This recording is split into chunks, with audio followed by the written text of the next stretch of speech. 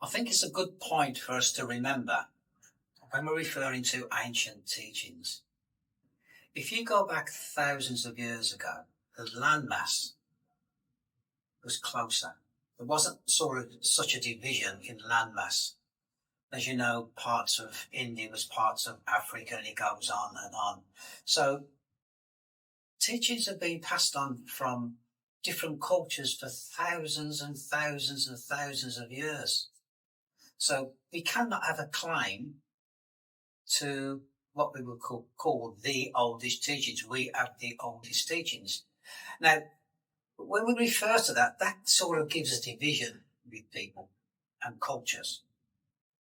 Universal teachings, ancient teachings, they're about oneness. They're not about separation. It's a universal teaching.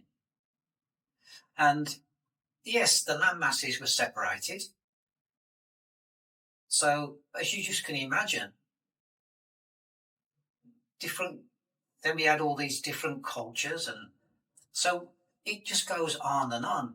So, for someone to say that we have the oldest teachings it's a bit strange, as I say, because it's been going on for thousands and thousands of years. If you look, for instance, in India, the Asian teachings, then you look at the Indian teachings, then you look at the Persian teachings. There's so much familiarity between them all.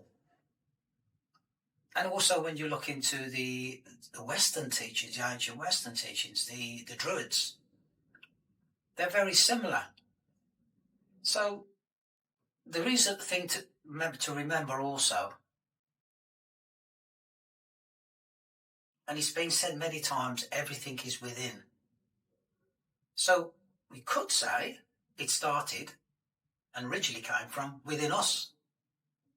Because, for instance, if you are doing a study on a subject and you're inspired, it's surprising what knowledge comes out. If somebody, for instance, writes music, they'll say, you ask them, they'll go, no, I don't write it, it just comes to me.